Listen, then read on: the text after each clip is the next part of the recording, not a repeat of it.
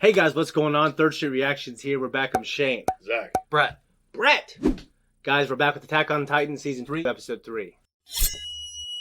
Guys, make sure you say hi to Brett. He has been editing Attack on Titan. I have. And he took time off, and he still edited Attack on Titan. Yep. So he came to visit. He came bearing gifts, so make sure you check out that mailbag. You're kind of watching this along with us. So you know this episode, but everything after that you haven't seen. If you guys are joining us for the first time, I have seen this show once upon a time, and Zach is reacting to it fresh, and you'll be fresh after this. Yep. Now, I haven't seen really any of the last season, so when we get to there, I'm just going to be in everyone else's boat. But Zach, last time, remember what happened?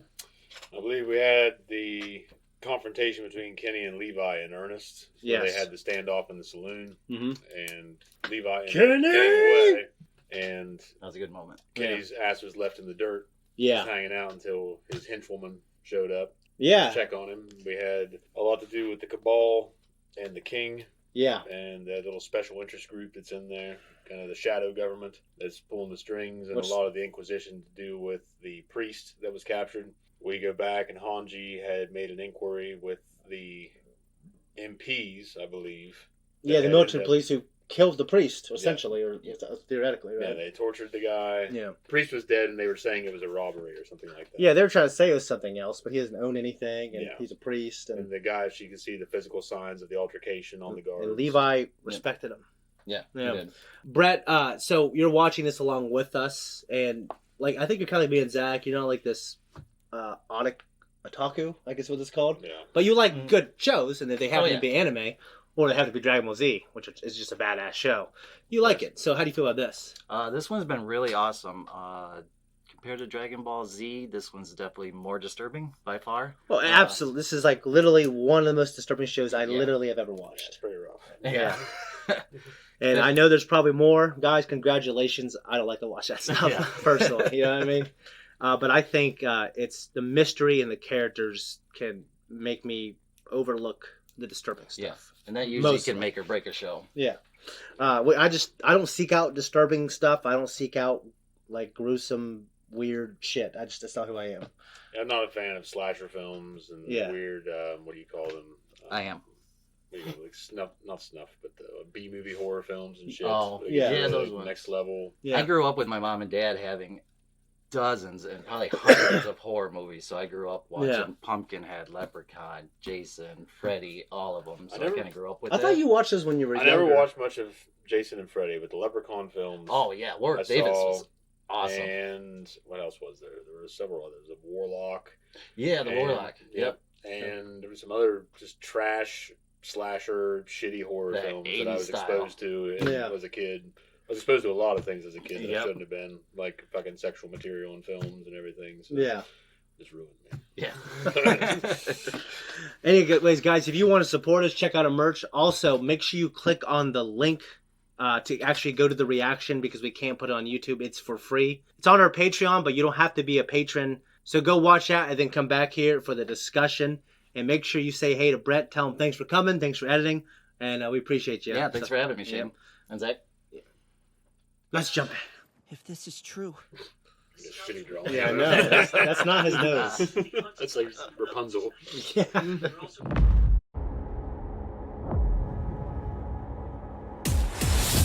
Guys, that was a reaction. This is our discussion. I know, Brett, you saw this because you Yep. thought we'd watch it, but now we're going to talk Kind about of it. refresh. Yeah. Zachary, what do you think, man? Got a lot of It was good. answers. It was intriguing. There were definitely some definitive answers as far as how these intelligent titans, as they were referred to, are, you might say, I won't say created, obviously. They're just passed on. You actually kind of, that was kind of your theory as well. I won't say try to dismiss it, but I try to not acknowledge Yeah, it. so they're trying to deliver him somewhere to be fucking eaten, which means somewhere they just have, I don't know if it'll be a random titan or someone else that they turn into a titan to eat him that they've selected. Now, Yeah. does it have to be an intelligent Titan when he eats him to be able to get their powers? Because No, Aaron was eaten, but that one didn't turn in season 1. Well, Yeah, he's right. you're right, and there's an answer to that. Okay. So what Hanji has speculated that Amir was a mindless titan, and that she ate someone Well, from. he's asking this the same exact question. The the guy that she ate was an intelligent Titan. Yeah. She was not. Yeah. But after she ate him, she was able to turn back into a human. Yeah. And But the transform person at who will, ate quote Aaron. unquote. Well, it depends. So it'd be the same scenario. Yeah. The same exact But scenario. Aaron didn't turn Well, into it a dep- Titan until after. Yeah, it depends when Aaron had that power. And also, I think makes sense. it also, I think it depends also, the fact was Aaron, like, Oh, you're saying that his power just didn't fucking mature yet? maybe he didn't have the power yet. How can you not? Because have he power? busted out of that Titan. Or Season he- one. Or That's after when- he was ingested. I haven't seen any other examples Yeah. yet, so I don't know Yeah. when. So- if There's it not takes much to go time off and they got to of. digest before. They Yeah. don't really digest though. They come out like fucking owl pellets. Yeah, So- so do you remember how Aaron was conscious inside Yeah, the Titan? So, like you just said, he wasn't digested yet. So that's my understanding. Okay. That's yeah. so That makes there's two sense. possibilities. Either he didn't have his power yet and he got it after. Why that is why? At what point? I don't That'd be know. very bad storytelling if they did that. Oh, he drank this tea later, and that's when he got his powers. But there wasn't any good setup for anything to have that moment. Yeah, so okay, I'll just say he had his power and he busted out. Yeah. I don't want to give a definitive answer because I'm not sure if the show did. Then we found out that the Rice family are the actual heirs to the throne, Mm-hmm. and as he describes it, the saviors of humanity.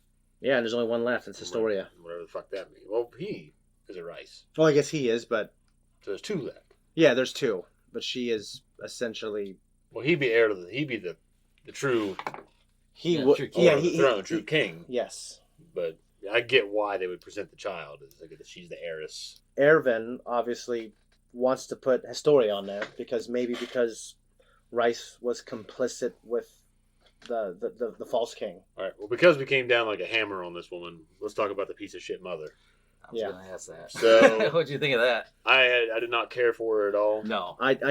And I didn't. I feel like Robert Baratheon felt towards Cersei Yeah. when he's like, say something again or whatever, and I'll give you another or whatever the fuck. Like she just because I didn't. You just say what you want, but Cersei sucked, She did. and I believe that abuse of women sucks. Yeah. But I think in that woman's case, as evil as she was, she deserved to be slapped. Especially the So- first words I don't ever disagree. spoken to her. The first words ever spoken to her. Oh, Oh. from her mother. Yeah, from her mother. sorry. Yeah, no, I was kind of appalled. I feel like, and this is also the philosophy of Stoicism, no matter how she feels, she does not need to put that on the child. One thing I will No, say about definitely Stoicism is I feel Stoicism, and sometimes a lot of these philosophies are just another way to vent. And like people say, well, you're a complainer. I do this. It's like, no, you're just finding another way to complain and another way to vent that energy. So, you Yeah. just don't like how the other guy does it. Yeah. So, Well, I think for me, it's to realize and I'm very bad at it, is like our problems are much smaller than how we feel about them. Like we can take care of other people and try to use that for good or remember, like, one time I always tell my kids, my mom didn't wear shoes till she was 14, and remember that when you want new track shoes, basketball shoes, football shoes twice a year. You know what I mean? My dad, we weren't wealthy, but my dad was very good with his money. yeah. And he never bought me any of that shit. He's like, you don't need that. And I didn't. You know what I mean? So I absolutely agree with you. I was appalled by her, and I thought no matter how she was feeling, it's her job not to put that on the kid. Well, But it is. And the only thing I was going to say is I do understand that she was put in a really shitty position. for sure. Where so a lot of people are like that. A lot of people get put in a position where they're between a rock and a hard place, and they end up only thinking about themselves and panicking, and Yeah. they're stuck there. But I feel like though, that the child is there, I taking out that resentment on the kid. I mean, she could have, if she really felt so strongly about her position, she could have fucking left. Yeah. No kid ever deserves that. Yeah. She could have ran away at some point, Yeah. whenever, and no matter how hopeless she felt it was, if she really hated her life that much. Yeah, if you're watching, I have seen the show. I can't remember her position, but from what I think I remember and from what I see here for sure, it looks like she was just living the good life at his estate. Yeah. Yeah. reading And she books. got to go into town to all the rich people parties at nighttime. No. That's what it felt like to me. Well, also, you never know. I mean, is she being used as a whore? Is Gold she- digger. Yeah, was she? And Yeah.